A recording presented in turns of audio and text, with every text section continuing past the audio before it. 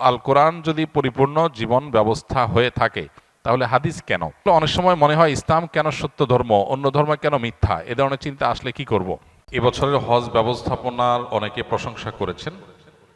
আপনার অভিজ্ঞতা এবং আগামী বছর যারা হজে যাবেন তাদের উদ্দেশ্যে কিছু বলবেন। আলহামদুলিল্লাহ, এটা সত্য যে এবছর সৌদি আরবের কর্তৃপক্ষ তাদের হজ ব্যবস্থাপনাকে তারা অন্য যে কোনো বছরের চাইতে ভালো করেছেন। এটা সত্য, আমার চোখেও সেটি ধরা পড়েছে। এমনকি হজের যে দুইটা পার্ট, বাংলাদেশ পার্ট, সৌদি আরব পার্ট, উভয় পার্টের ব্যবস্থাপনাই বেশ ভালো ছিল। বাংলাদেশ পার্টির ব্যবস্থাপনা অবশ্য বেশ কয়েক বছর ধরেই ভালো হচ্ছে। বিগত আমলের শেষের দিকে এসে হজ ব্যবস্থাপনা তুলনামূলকভাবে ভালো হয়েছে, যার কারণে একসময় প্রচুর পরিমাণে মানুষ হজের টাকা জমা দিয়ে প্রতারিত হতো, যেতে পারতো না, হজ ক্যাম্পে গিয়ে কান্নাকাটি করে ফিরে আসতে হতো। এই দৃশ্যগুলো আর এখন দেখা যায় না বেশ কয়েক বছর যাবত। এটা ভালো। তো তার মধ্যে আবার এই বছর আলহামদুলিল্লাহ তুলনামূলকভাবে হাজিদের হয়রানি অথবা পেরেশানি তুলনামূলকভাবে কম হয়েছে বিগত বছরগুলোর সাথে কম্পেয়ার করলে। আর সৌদি আরবের পার্ট যেটা, ওখানকার যে হজের কার্যক্রম, সেটা আলহামদুলিল্লাহ সৌদি সরকার তুলনামূলকভাবে বিগত যে কোনো বছরের চাইতে বছর খুব ভালোভাবে হ্যান্ডেল করেছে, যার কারণে ভোগান্তি কম হয়েছে। বিশেষ করে অতিরিক্ত গরমে ভিড়ে মানুষ মৃত্যুর যে হার, সেটা বেশ খানিকটা কম, অনেক কম, যার কারণে সব মিলিয়ে প্রশংসা করার মতো একটা পর্যায়ে আসছে। এবং এখান থেকে বোঝা যায় যে কর্তৃপক্ষ চাইলে হজ ব্যবস্থাপনাকে আরও সুন্দর করা সম্ভব, আরও সুষ্ঠু করা সম্ভব। তো আমরা আশা করব সেটা তারা অব্যাহত রাখবে।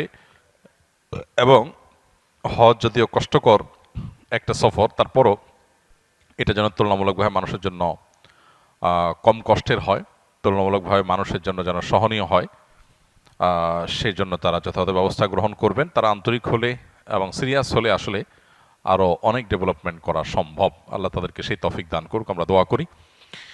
এবং সামনের বছর যারা যাবেন বা অন্য যে কোনো বছর যারা হজে যাবেন, আমার পরামর্শ হলো যে জীবনে যখনই হজে যাওয়ার তৌফিক হবে ইনশাআল্লাহ, হজে যাওয়ার আগে যথাযথভাবে বারবার একাধিকবার প্রশিক্ষণ নেবেন।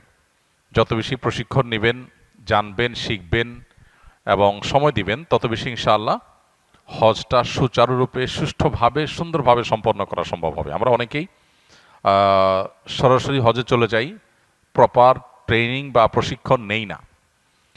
এর ফলে যেটা হয় যে দুঃখ নিয়ে আমাদেরকে ফিরে আসতে হয়, কারণ দেখা যায় বড় বড় মেজর ভুল করে আমরা চলে আসি। তো এই জন্য হজের সফর সহজ হওয়ার জন্য, পুরো সফরের কার্যক্রমগুলোকে সহজতর করবার জন্য প্রশিক্ষণের কোনো বিকল্প নাই। যারা অভিজ্ঞ, তাদের অভিজ্ঞতার আলোকে যে প্রশিক্ষণগুলো হয়ে থাকে, সেই প্রশিক্ষণগুলো আমরা গ্রহণ করবো ইনশাআল্লাহ। আসুন্নাহ ফাউন্ডেশন থেকে প্রতি বছরই হজযাত্রীদের উদ্দেশ্যে প্রশিক্ষণ নিবেদন করা হয় এবং আলহামদুলিল্লাহ সে সমস্ত প্রশিক্ষণে হাজার হাজার মানুষ অংশগ্রহণ করে। যে এজেন্সিতে যাক না কেন, এই প্রশিক্ষণ আসুন্নাহ ফাউন্ডেশন থেকে সম্পূর্ণ ফ্রি উপস্থাপন করা হয়ে থাকে। অতএব যারা হজে যাবেন তারা ফাউন্ডেশন ট্রেনিং হোক বা অন্য কোনো ট্রেনিং হোক, সেই ট্রেনিংগুলোতে ইনভলভ হবেন এবং প্রশিক্ষণ নিয়ে যাবেন। ইনশাআল্লাহ আপনার ইবাদতটাও ফলপ্রসূ হবে, সফরটাও সহজতর হবে ইনশাআল্লাহ। অনেক সময় মনে হয় ইসলাম কেন সত্য ধর্ম, অন্য ধর্ম কেন মিথ্যা, এ ধরনের চিন্তা আসলে কি করব। আমরা যখন চাষাবাদ করি শুধু ফসল হয় না, ফসলের সাথে আগাছাও হয়। ধান খেতে ধান গাছ আর আগাছা দেখতে একই রকম লাগে না? এখন কেউ যদি বলে, ভাই ধান গাছগুলোকে যত্ন করে রাখেন, আগাছাগুলো কেটে রাখেন, কেন? দেখতে তো একই রকম। এই জন্য পৃথিবীতে প্রচলিত যত ধর্ম আছে দেখতে মনে হয় সব ধর্ম একরকম। আসলে একটা হলো মূল গাছ, মূল গাছের মধ্যে বহু আগাছা সৃষ্টি হয়েছে। যেই ধর্মের সূত্র আসমানের সাথে, আল্লাহর সাথে, ওহির সাথে, নবী রাসূলদের সাথে, সেগুলোকে বলা হয় আসমানি ধর্ম। এগুলো যুগে যুগে সব একই সূত্রে গাথা। এগুলোরই সর্বশেষ ধারা হলো মুহাম্মদ সাল্লাল্লাহু আলাইহি সাল্লামের ধর্ম। এরপর আর কোনোটা আসবে না, এরপর কিয়ামত হয়ে যাবে। এই ধারার যে কোনো ধারার অনুসারী হলেই তিনি নাজাত প্রাপ্ত। এর বাইরে মানুষের সৃষ্ট আরো বহু ধর্ম পৃথিবীতে তৈরি হয়েছে, এগুলো কোনোটাই সঠিক নয়।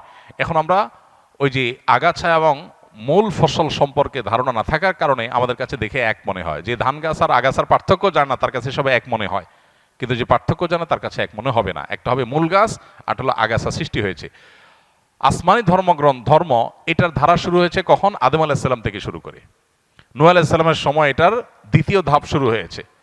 এই যে হাজার হাজার বছর যাবৎ চলে আসছে। এরপরে এসে বহু মানব রচিত ধর্ম পৃথিবীতে শুরু হয়েছে।